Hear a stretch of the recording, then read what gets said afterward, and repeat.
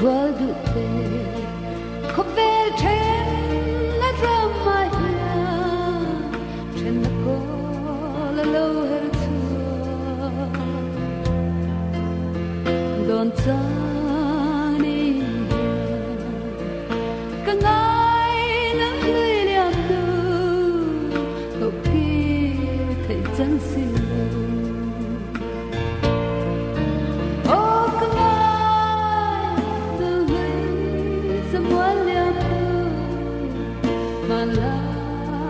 chẳng ta mong đón ta đi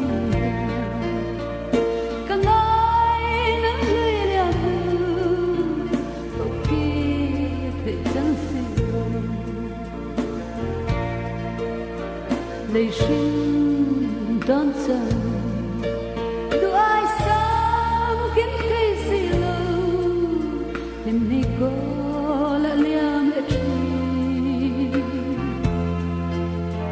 đầm thu ni ai hết đã làm gì là chẳng qua một quá thân ô ai từ người dâm hoa liang mà là em chẳng ta mong đón ta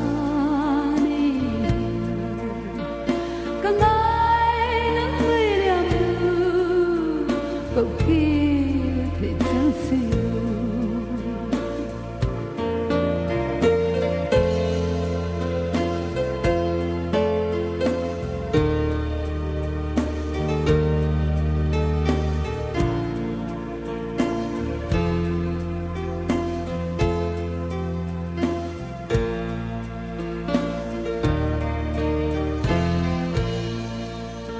mà lại chẳng từ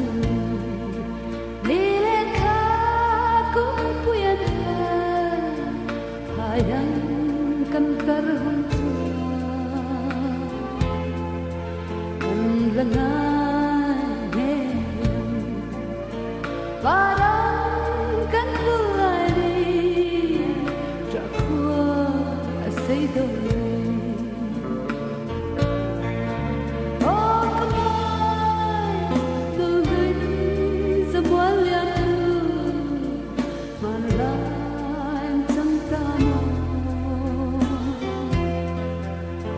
don't